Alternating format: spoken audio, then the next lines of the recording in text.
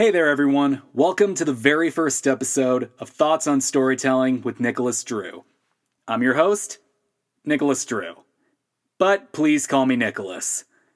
This will be the first of many shows on this channel, with the purpose of this show being to talk writing tips that I myself have picked up in my years of writing. Now, I had debated with myself quite a bit after my intro video on what the first real video should be. So I put it to you, the good people of Earth, to tell me their thoughts on Twitter. I'll admit there weren't many votes on the poll I held, but that being said, I'd be kind of a jerk if I didn't take those votes seriously. After all, they went out of their way to vote. So, as per the will of the few who gave me their opinion, my first video will be centered on writing tips as the subject. And to be honest, this was kind of a blessing in disguise, because I already had something of an idea of what the first writing tip I wanted to give you.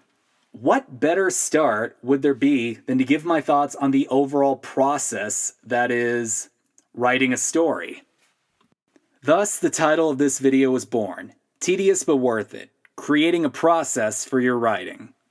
Now, we hear quite a bit about some famous writers and storytellers who have basically written stories through flying by the seats of their pants. Akira Toriyama of Dragon Ball fame was very famous for that. And it was probably why he forgot a character here or there. Isn't that right, Launch? Now, take a moment to consider the opposite. Think about the stories you've heard of authors who are said to have planned their stories down to the most meticulous of details. I'm talking stories like One Piece, where something is introduced very early and then it becomes way important later on. Which is probably why we have the meme Oda never forgets. And to speak a bit more generally, I'm sure you've all heard the term series Bible at some point in your life. Two very crazy extremes, I know. And now you understand why I wanted this to be my first video after the poll. I want you all to hear my perspective on what I believe to be arguably one of the most important parts in writing, the actual process in writing. And this perspective was not only developed through my own experience as a writer, but also through my experience in the workforce, if you're willing to believe that. And this brings me to my first point I want to make in this video. This is going to make me sound a lot older than I am, but I think it's a point that's still worth iterating. Don't be afraid to have a day job to help you pay the bills. Writing may be my passion, and it's certainly something I'd like to use to support myself one day. That said, I still need to pay the bills right now, and that's why I have a day job right now. And besides, there's a saying that you get out what you put into something. I promise you, my life in the workforce has been extremely beneficial to me as a writer. I've learned just as much about writing in my day job as I did majoring in it during my time in college. Both are incredibly beneficial, though, so don't go claiming Nicholas doesn't believe in college. I do. And to give you some background into what I do marketing work for a living right now, guys. But I was extremely blessed to have ended up with an incredible boss and mentor who drilled the importance of process into my head. To be perfectly honest, I was kind of a seat-of-my-pants guy myself when it came to writing. I was pretty much Toriyama, but with probably a tenth of the talent back then. And even now. But thanks to my mentor, I now work with a process that I picked up in my job. And this process can be divided up into 4 parts, which I will now take the time to explain to you all. Step 1 is referred to in my company as the discovery phase. This is where you find what my boss calls precedence for your work. In other words, precedence is a reason for you to even proceed with your idea when you actually have one. Let's say that you've got this great idea for a story. Or maybe you don't even have an idea and you're looking for inspiration. But how do you proceed with this idea of yours? What's the best way to look for inspiration? This is where the discovery phase comes into play. Before you even start writing, you need to do your due diligence in research first to polish your idea, or find it depending on your situation. Me personally, though, I cannot begin to tell you how many ideas I've ended up scrapping or putting on the back burner just from researching ideas when I realized they would not pan out for one reason or another. Anyway, to begin, think about the genres and stories you love. Read stories that are of the same genre and tell similar stories to the kind you want to tell. You want to tell a fantasy story about a teenage hero? Read similar fantasy stories to your idea and gauge their current popularity in the world. See if there's some sort of untapped market for you to take advantage of, or just jump into a popular market with your own take on the story. Think about how many teenage hero fantasy stories we've had where the hero grows up along the way, from Harry Potter to Percy Jackson. Now apply that same logic to any other combination of genre and plot points, and from there, use the concept and create your own story out of it. But obviously, don't plagiarize. Seriously, don't. This is just me stating the obvious, but we don't read other material or we don't do precedents for the sake of plagiarism. We don't do that. We do it so that we can take what we've learned and then write our own story from it. That is discovery. Anyway, from there, pick up on things such as writing styles, or common tropes, or maybe even not so common tropes that can make your story a bit fresher. In that case, think about stories that also deconstruct common tropes in your genre, like My Hero Academia. In other words, don't just think like a writer in this scenario. Think like a marketer, a researcher, or whatever you want to call yourself. You're not doing any writing yet anyway, so don't think like one for the time being. Honestly, I've jumped into so many stories in my early days without having any kind of plan or any research put into it that I scrapped them a chapter in. If you don't do your research and plan things out, you're not going to get far. And remember, you're researching for the sake of knowledge. Knowledge that you can take and then craft in your own story. Keep in mind, there are hundreds of thousands of stories out there, so chances are you're not necessarily doing what hasn't been done before. So research what has been done, then put your own twist on everything you choose from so that you can mold it into your own wonderful story. But never plagiarism. Let it be known that I am not arguing for plagiarism. There is a big difference between reading up on what's been done for the sake of research, learning from that research, and then doing your own thing from it, rather than just straight up copying and pasting text from what's already been done. Step 2 is what we in my business refer to as the define stage. This is where you start thinking about what is absolutely required for your story. In other words, this is where you can start outlining your story after you've done your research. If you want a good place to start, think about the Shakespearean triangle that you probably learned about in high school. You know the one. The exposition, rising action, climax, falling action, and then the resolution. You know what I'm talking about.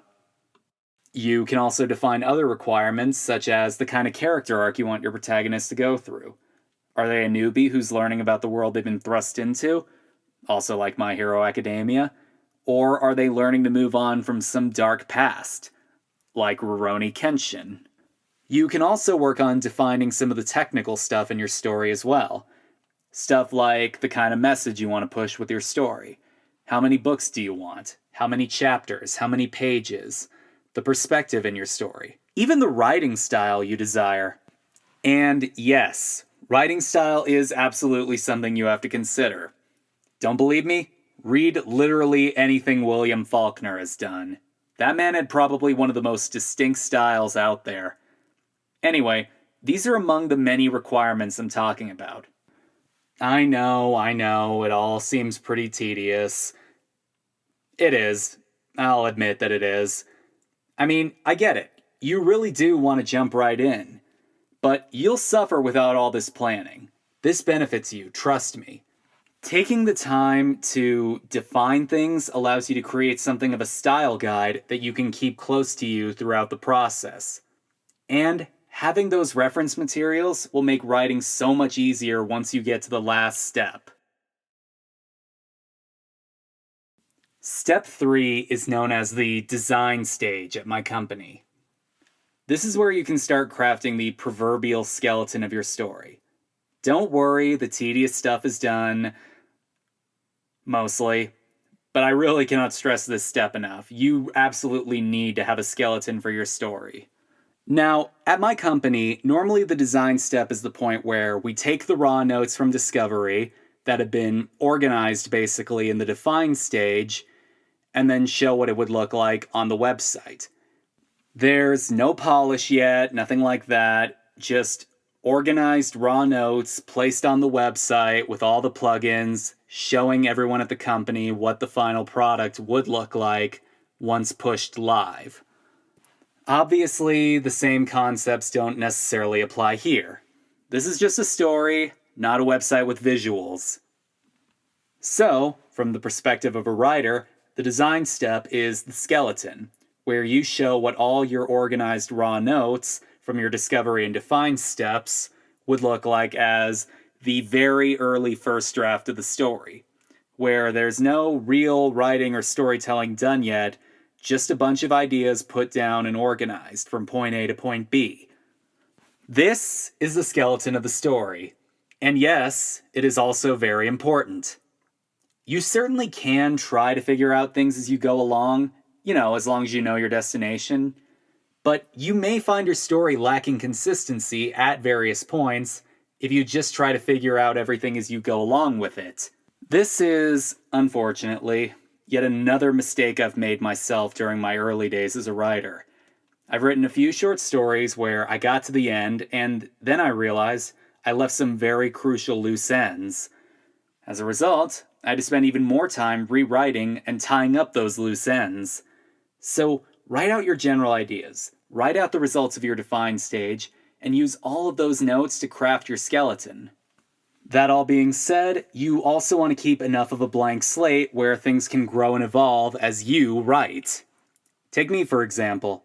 I've definitely made some changes to Age of Heroes as I've written the story, while keeping the overall destination and design the same. The reality is, things change as the story is told. Other ideas you may have discounted at first start to make more sense. Characters you did not expect to become popular have become such. If you do plan everything out down to the last detail, leaving behind no room for change as the story grows, you run the risk of making it seem like you're forcing your characters from point A to point B, railroading them like a bad dungeon master in a D&D campaign. If you need more proof to consider what I have to say, remember this. Kubo, the author of Bleach, he was shocked at how popular Gin Ichimaru was, especially with the ladies. He intentionally designed him to be creepy. Hell, I'm like 90% sure Kohei Horikoshi is often stunned at how popular Katsuki Bakugo is. I mean, I certainly am. So, build your skeleton, but allow enough leeway so that when you're writing, it doesn't feel like you're forcing your characters from point A to point B. That is the design step. And the final step is what we in my business call the development step. Don't worry, this is the easiest one of the bunch. You just write and edit. That's it. You've done your due diligence and research, you've figured out the requirements behind your story, and you've designed the skeleton. So write, edit, and have fun. Thanks, folks. That's my time. I was really happy that this was the first real video I got to make because the most important thing you can do as a writer is to figure out your process in storytelling. And thanks to my day job in marketing, I picked up a wonderful process that I'm happy to pass on to you. So, thanks again for joining me today. Don't forget to like, comment, and subscribe, and I'll see you all next time.